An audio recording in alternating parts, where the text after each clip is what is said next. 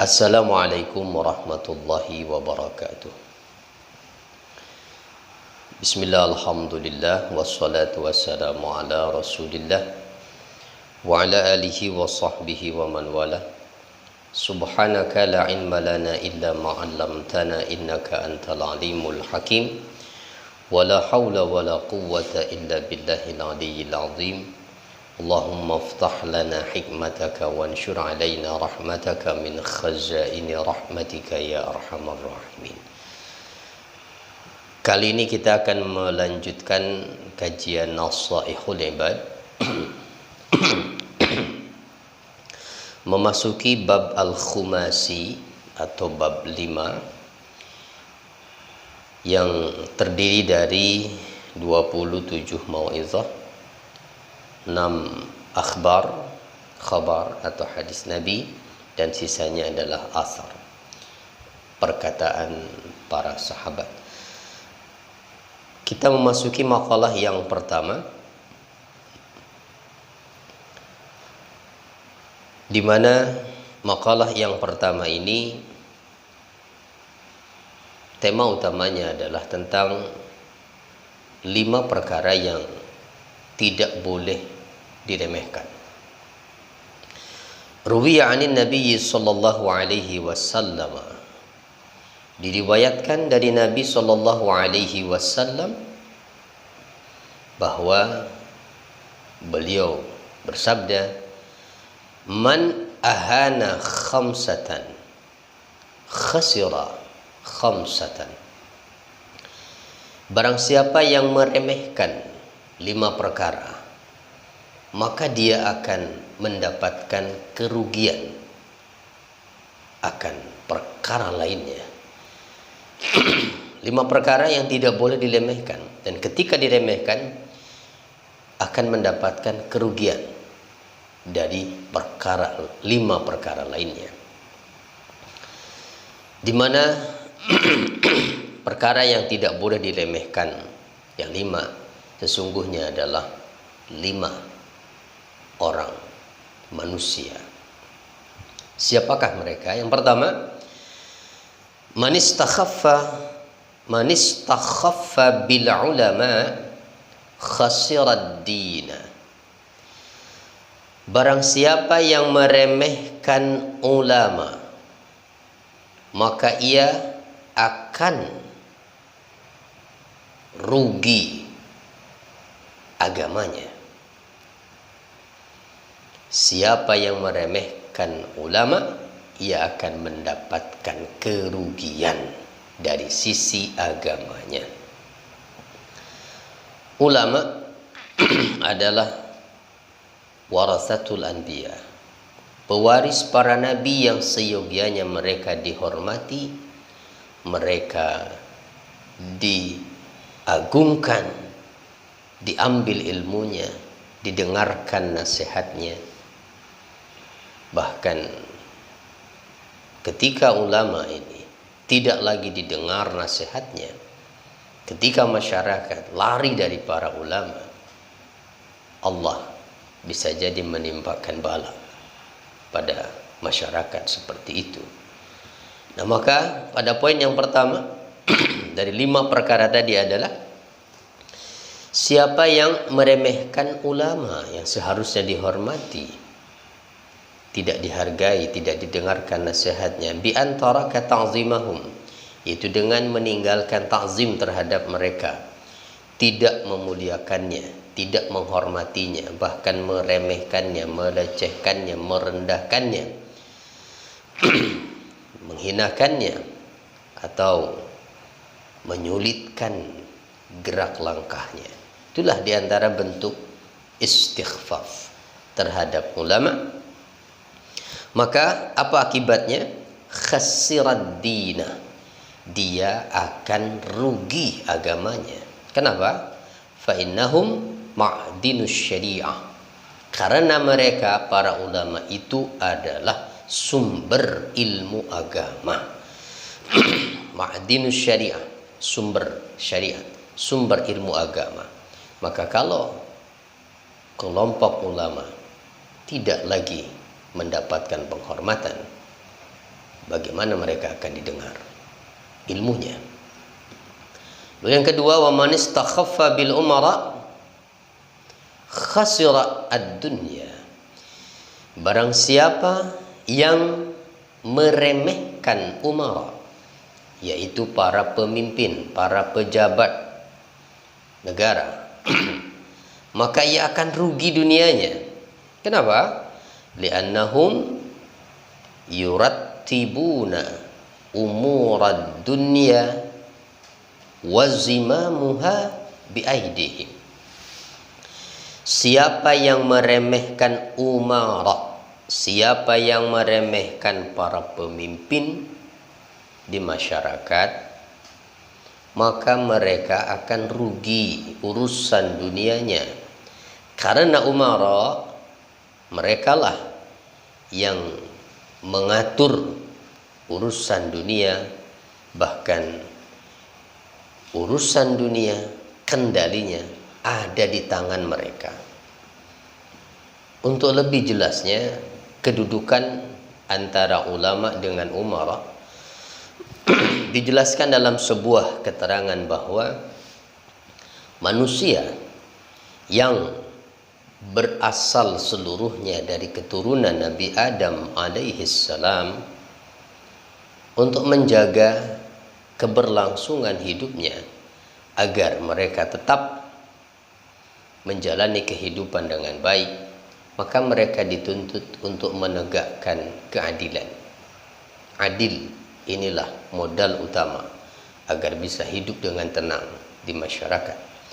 Namun demikian, pada diri manusia itu terdapat syahwat, di mana ketika manusia mengikuti syahwatnya, inilah yang menyebabkan manusia tidak lagi berlaku adil. Inilah yang menjadi sebab manusia kemudian berani melakukan kezaliman. Oleh karena itu maka diperlukan ada orang-orang di masyarakat ini yang mengatur agar satu sama lain di antara manusia tetap bisa terjaga keadilannya. Inilah perannya umara, para pemimpin di masyarakat, para pemimpin negara yang membuat kebijakan-kebijakan untuk dipatuhi oleh masyarakatnya, oleh rakyatnya, demi untuk tegaknya keadilan. Namun demikian, umara ini tidak akan bisa berjalan tanpa peran ulama. Kenapa? Karena umara yang membuat sebuah kebijakan, membuat aturan yang dibuatnya, kebijakan yang dibuatnya tidak boleh keluar dari syariat, tidak boleh melanggar aturan agama. Maka disinilah perannya ulama. Ulama sejatinya adalah, harusnya posisi mereka ini adalah muallimul umara atau muallimus sultan. Ulama adalah pembimbing, pengajar umara, pengajar atau guru bagi umara, bagi para penguasa.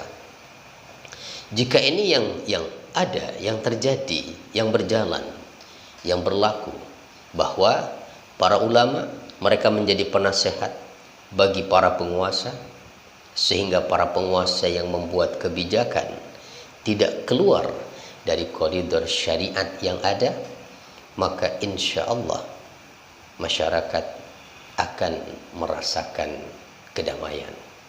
Keadilan itu akan terwujud, kemakmuran itu akan dapat dicapai. Kan tetapi bila yang terjadi bukan hanya masyarakat yang tidak adil, bukan hanya masyarakat yang zalim, tapi bahkan justru kelompok umaranya yang tidak adil, penguasanya yang tidak adil, penguasanya yang zalim, bahkan kelompok ulamanya diatur oleh penguasa, oleh umara. Bukan ulama yang mengatur umara, tapi justru ulama yang diatur oleh umara. Jika ini yang terjadi, maka kekacauan yang akan terjadi di masyarakat, inilah yang hari ini kita saksikan pada kehidupan nyata di masyarakat. Ketika para penguasa hanya memikirkan kepentingannya sendiri. Bahkan kelompok ulama tidak lagi dijadikan panutan. Mereka tidak diberikan posisi untuk menjadi penasehat. Lebih celaka lagi kalau sosok ulama-ulama yang ada, mereka rela menjadi penjilat penguasa. Na'udzubillah. Maka ulama yang tidak boleh diremehkan itu adalah ulama yang masih memegang teguh prinsip kebenaran, berpegang teguh kepada Al-Quran dan Sunnah Rasulullah Shallallahu Alaihi Wasallam, berani menyatakan yang benar, berani amar ma'ruf nahi munkar, tidak takut siapapun kecuali hanya takut kepada Allah Subhanahu wa Ta'ala. Umara yang tidak boleh diremehkan adalah umara yang masih memegang teguh prinsip keadilan, yang tidak keluar dan menyimpang dari aturan agama yang ada.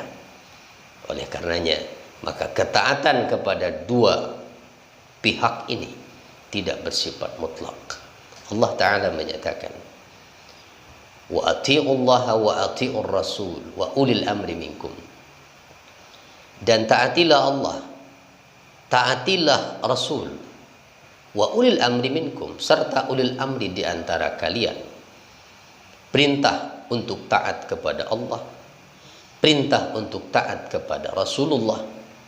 Perintahnya diulang, atiullaha wa atiur rasulah.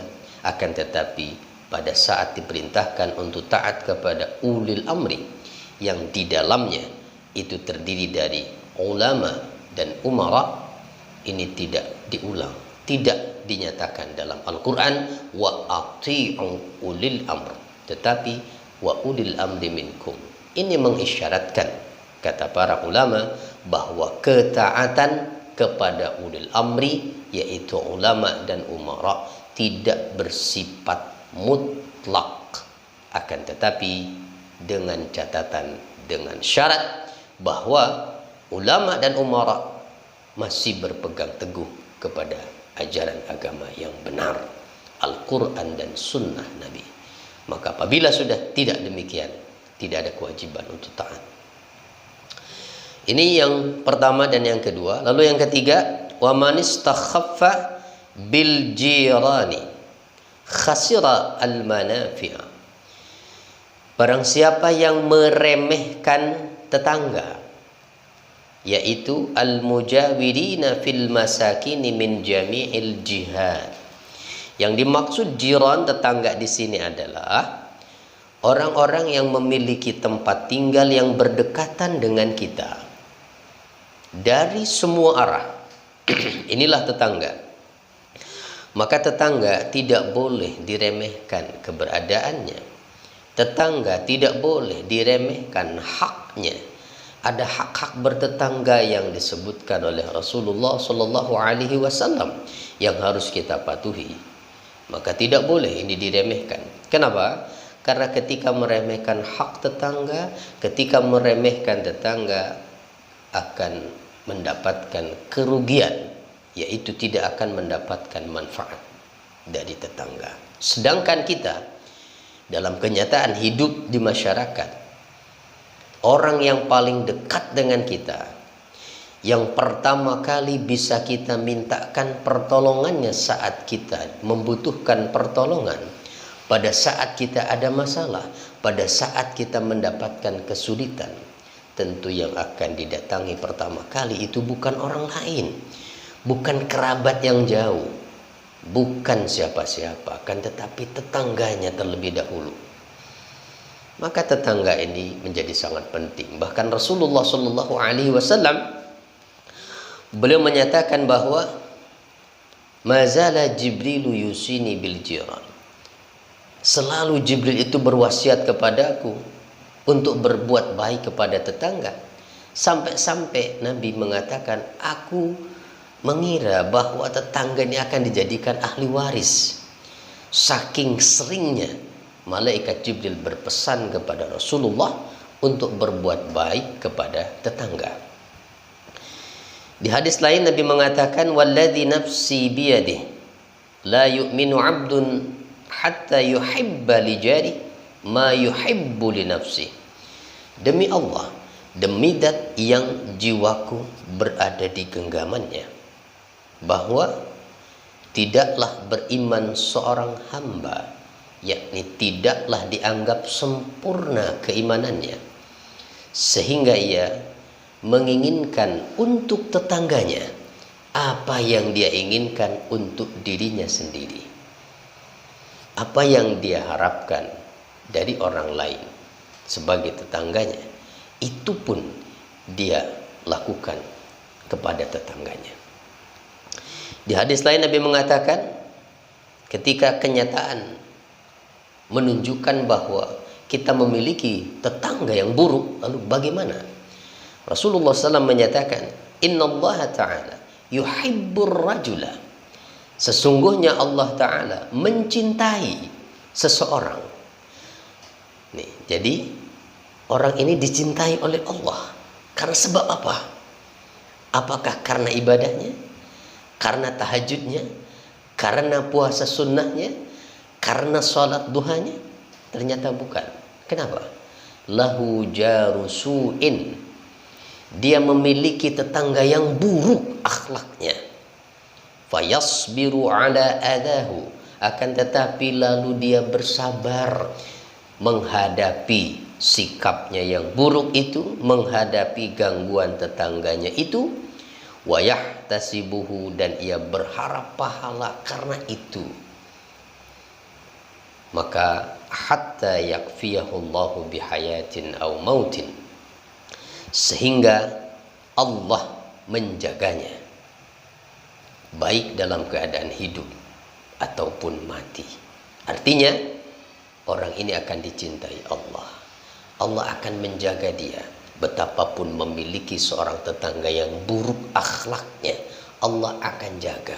Kalau dia hidup, tetap hidup mulia sebagai seorang mukmin yang tidak berubah akhlaknya, tetap menunjukkan sikap baik, semakin tinggi derajatnya nanti di akhirat karena tetangganya yang buruk itu.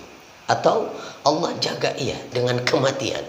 Apakah yang mati itu adalah dia sendiri yang disakiti oleh tetangganya, sehingga dengan kematian Allah menjaga dia tidak bisa lagi disakiti oleh tetangganya? Atau justru sebaliknya, bimauti jari, dengan kematian tetangganya itu?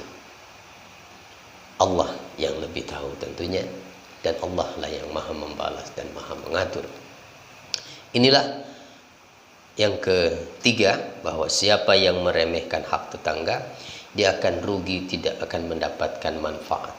Padahal begitu banyak manfaat dari kehadiran tetangga dalam kehidupan kita di masyarakat. Lalu yang keempat adalah wa man istakhaffa bil aqriba khasiral mawaddata. Barang siapa yang meremehkan kerabat, orang-orang yang masih memiliki hubungan darah, maka dia akan rugi. Rugi apa? Khasira al-mawaddata, akan rugi untuk mendapatkan cinta mereka.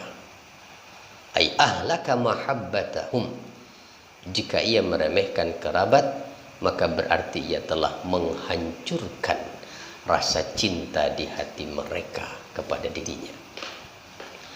Raihlah kecintaan kerabat itu dengan silaturahim, tetap menjaga hubungan baik dengan kerabat. Dan silaturahim yang sesungguhnya itu sebagaimana disampaikan oleh Syekh Abdullah bin Alawi Al-Haddad, bahwa laisal wasil bil mukafi, orang yang bersilaturahim, menyambung hubungan itu bukanlah orang yang mukafaah, yakni menunjukkan balas budi, bahwa ia berbuat baik kepada kerabatnya itu karena si kerabat itu sudah berbuat baik kepada dia. Itu namanya mukafaah, itu balas budi. Kan tetapi hakikatnya menyambung hubungan silaturahim adalah Manakala hubungan itu terancam putus, terancam retak, terancam renggang, justru dia berusaha ingin menyambung, memperkuat dan mempererat. Maka silaturahim ditunjukkan dengan berusaha untuk mengunjungi kerabat yang tidak pernah berkunjung, berusaha untuk menyapa kerabat yang tidak pernah menyapa, memberi kepada kerabat yang mungkin tidak pernah memberi, dan semacam itu. Bukan sebagai bentuk balasan, balas budi baik yang dilakukannya. Inilah hakikatnya. Kerabat itu jika diperlakukan demikian, maka akan tertanam di hati mereka kecintaan kepada siapapun yang berlaku baik pada mereka. Lalu yang kelima, yang terakhir adalah wa man istakhaffa bi ahlihi khasirati bal ma'isyah. Siapa yang meremehkan istrinya, maka dia akan rugi untuk mendapatkan kesenangan hidup. Rugi artinya tidak akan merasakan kesenangan hidup. Kenapa? Ay ladzatal maksabi alladhi ya'ishu bisababih. Dia akan kehilangan kenikmatan usaha yang dia hidup karena sebab usaha itu. Karena orang berusaha ketika sudah berumah tangga, tentu hasil usahanya ini akan dinikmati berdua, akan dinikmati oleh keluarga, bukan hanya oleh sendiri. Akan tetapi ketika istri diremehkan, tidak diperhatikan haknya, maka istri tidak akan menghadirkan kebahagiaan di dalam hidup. Padahal kebahagiaan seorang suami itu adalah ketika ia memiliki seorang istri, apalagi istri yang salehah, yang membantu dan membantu keimanan serta membantu dalam ibadah. Luar biasa. Apabila punya istri seperti itu akan tetapi diremehkan, maka akan sangat rugi untuk mendapatkan kebahagiaan dalam hidup. Rasulullah sallallahu alaihi wasallam menyampaikan bahwa man razaqahullahu imra'atan salihah, barang siapa yang Allah anugerahkan kepadanya seorang istri yang salihah, faqad a'anahu ala syatri dini, maka sungguh Allah telah membantunya untuk menyempurnakan separuh, setengah dari agamanya. Falyattaqillaha bisyatril baqi, maka hendaklah ia tetap bertakwa kepada Allah pada separuh bagian sisanya. Kenapa demikian? Bahwa orang yang memiliki istri yang salehah bisa menjaga keimanannya, itu dikatakan telah menyempurnakan separuh agama, karena godaan manusia terjerumus ke dalam fitnah di dunia ini hanya datang dari dua sisi. Yang pertama adalah syahwatul butun, syahwat yang muncul dari keinginan perut, dan yang kedua syahwatul farj, syahwat yang muncul dari keinginan farji. Sementara orang sudah beristri, apalagi istri yang salihah, maka sudah tertutup pintu fitnah dari satu sisi, yaitu syahwatul farj. Hanya tinggal menjaga jangan sampai terjebak dari sisi syahwatul butun, syahwat yang dasarnya adalah keinginan perut. Mereka yang berani korupsi, berani mencuri dan sebagainya, hakikatnya itu semua hanyalah kepentingan isi perut. Dan maka Rasulullah menyampaikan hendaklah ia tetap bertakwa kepada Allah untuk tetap bisa menjaga dari sisi bagian, yaitu hanya dari syahwat perut. Kemudian dalam keterangan yang lain disebutkan bahwa istri salehah itu bisa menjadi harta yang lebih berharga daripada emas dan perak. Ada 3 perkara di mana diriwayatkan bahwa pada saat turun firman Allah di surat At-Taubah ayat ke-34, walladzina yaknizuna az-zahaba wal fiddata wa la yunfikunaha fi sabilillah fabashshirhum bi'adzabin alim. Orang-orang yang menyimpan emas dan perak dan tidak menginfakkannya di jalan Allah, maka sampaikanlah berita kepada mereka bahwa mereka akan mendapatkan azab yang pedih. Dan satu saat setelah turun ayat ini, pada saat Rasulullah bersama rombongan para sahabat, ada sahabat yang mengatakan bahwa telah turun ayat yang bicara tentang emas dan perak. Lalu dia mengatakan, seandainya ada harta yang lebih berharga dari emas dan perak, pasti kami akan mengambil itu.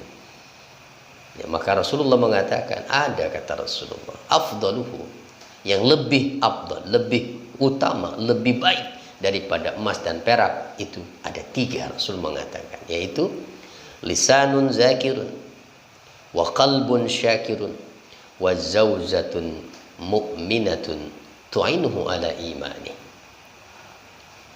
Lisan yang selalu berzikir, hati yang selalu bersyukur pada apa yang Allah berikan, serta istri yang beriman yang membantu menjaga keimanannya.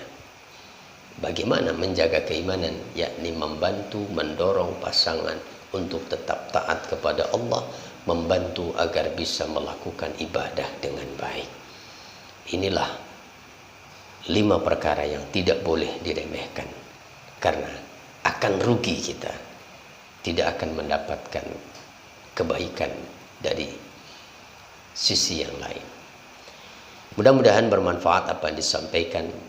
Mohon maaf bila ada hal yang kurang berkenan.